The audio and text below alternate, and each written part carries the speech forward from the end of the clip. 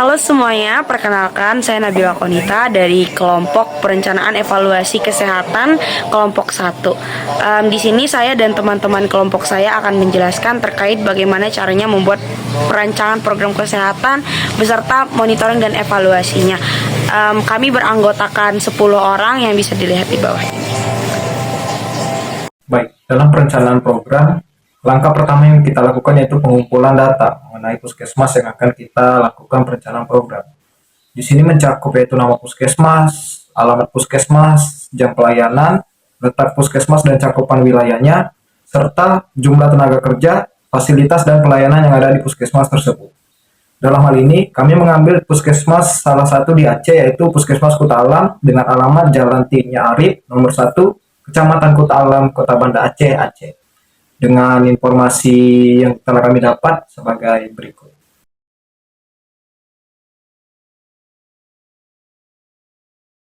Tahun 2023, Provinsi Aceh mencatat angka kematian bayi sebesar 17,9 per 1000 kelahiran hidup, kematian neonatal 12,1 per 1000, dan angka kematian ibu 256 per 100.000 kelahiran.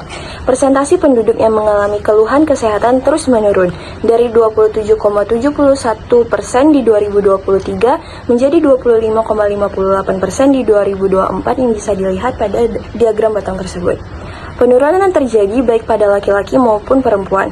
Puskesmas Kuta Alam di Banda Aceh mengalami penurunan kunjungan rawat jalan dari 2019 ke 2020, dan penyakit terbanyak adalah ISPA dan disusul oleh PUPA dan Kemenkop. Tidak ada laporan resmi mengenai kejadian luar biasa atau KLB hingga 2023. Puskesmas ini menjalankan berbagai program kesehatan seperti integrasi layanan primer, pelayanan ibu dan anak, promosi kesehatan, serta memberikan layanan yang ramah, responsif, dan non-diskriminatif. Analisis situasi kesehatan langkah pertama yaitu capaian status kesehatan, di mana imunisasi 87% cukup baik, AKI 120/100 kelahiran hidup masih tinggi, sedangkan AKB 26/1000 kelahiran hidup perlu penurunan. Gizi buruk balita mencapai 6% sehingga mengkhawatirkan. Nah, kinerja dan mutu pelayanannya yaitu pelayanan ibu dan anak sangat baik, sedangkan PTM sangat rendah sehingga cakupannya mencapai 52%. Tenaga kesehatannya kurang merata, hanya 1 promkes dan 2 gizi. Nah, prediksi 2025 yaitu imunisasi bisa naik lebih dari 90%, gizi buruk berisiko stagnan atau naik jika tidak ditangani. Nah, AKI dan AKB bisa menurun bila layanan rujukan dan pelatihan diperkuat. Faktor perubahannya yaitu positif, tambahan anggaran, pelatihan dan nakes. Nah, sedangkan sisi negatifnya yaitu ketimpangan SDM, gizi buruk belum membaik. Nah, sumber dayanya yaitu SDM terbatas di promosi dan gizi, anggarannya cukup, fasilitasnya memadai. Selanjutnya di sini ada analisis masalah dari perspektif masyarakat. Ada 2. Yang pertama ada sumber daya manusia. Ada 3 contoh seperti penempatan tidak sesuai, kekurangan tenaga tertentu, dan distribusi tidak merata. Yang kedua ada community self survey atau CSS. Ada 2 contoh partisipasi rendah seperti masyarakat kurang terlibat di program posyandu. 2 ada kesadaran rendah, masyarakat belum menyadari masalah dan potensi solusi kesehatan. Yang selanjutnya di sini ada jenis data yang perlu dikumpulkan. Di sini ada 7 data. Yang pertama ada data dasar puskesmas, contohnya CBR 18/1000. Yang kedua ada data wilayah dan fasilitas seperti 15 desa, 3 puskesmas. Ketiga ada data sumber daya, ada 5 dokter, 10 perawat, dan 4 ada peran masyarakat, 20 kader. 5 ada data sasaran, 150 ibu hamil. Yang keenam ada data lingkungan seperti rumah sehat 80%. Yang ketujuh ada status kesehatan dan penyakit. Baiklah, tahapan selanjutnya identifikasi masalah kesehatan yang disajikan dalam bentuk tabel yang berisikan upaya, target, pencapaian, dan masalah. Untuk tabelnya bisa dilihat di samping saya.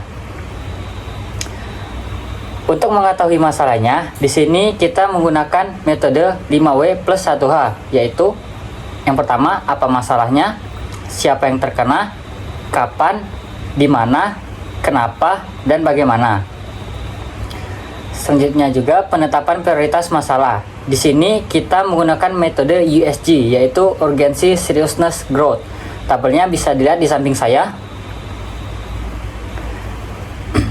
Berdasarkan metode USG tersebut, masalah cakupan imunisasi yang kurang merata menjadi prioritas masalah yang perlu diselesaikan terlebih dahulu. Baik, tahapan berikutnya yaitu cari akar penyebab masalah dengan menggunakan diagram fishbone. Yang mana diagram fishbone sendiri itu memiliki 5 aspek utama untuk mencari akar penyebab masalah. Yang pertama itu ada man atau manusia, kemudian metode, kemudian sarana prasarana, lingkungan, dan juga kebijakan. Untuk apa saja akar permasalahannya itu bisa dilihat di layar. Kemudian untuk strategi penyelesaiannya itu dari program kami yaitu imunisasi cerdas, cepat, efektif, ramah, dan juga merata. Yang mana dalam program ini sendiri itu berisi edukasi dan juga sosialisasi masyarakat tentang kampanye kesadaran tentang pentingnya imunisasi. Kemudian ada layanan imunisasi jemput bola atau door to door, kemudian ada pos imunisasi keliling, kemudian ada penguatan monitoring dan evaluasi, dan juga ada pemberian insentif yang mana ini memotivasi partisipasi masyarakat. Dan kemudian pada bab 4 dilakukan penyusunan rencana usulan kegiatan atau RUK yang merupakan dokumen penting untuk merancang program kesehatan yang terarah, terukur, dan sesuai kebutuhan wilayah kerja puskesmas. RUK penting karena menjadi pedoman dalam mempertahankan capaian program sebelumnya, menyelesaikan masalah kesehatan ditemukan, serta merancang kegiatan baru yang lebih efektif. RUK disusun secara terpadu berdasarkan data dan kolaborasi lintas sektor agar setiap program yang dirancang efisien, tepat sasaran, dan dapat dipertanggungjawabkan. Salah satu contohnya adalah program imunisasi cerdas yang bertujuan meningkatkan cakupan imunisasi anak usia 0-5 tahun.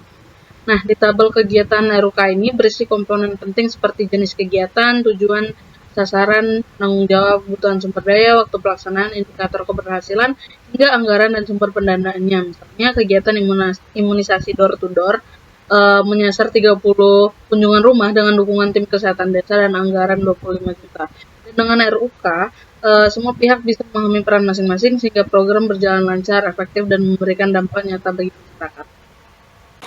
Baiklah, tahapan selanjutnya yaitu penyusunan rencana kegiatan atau RPK.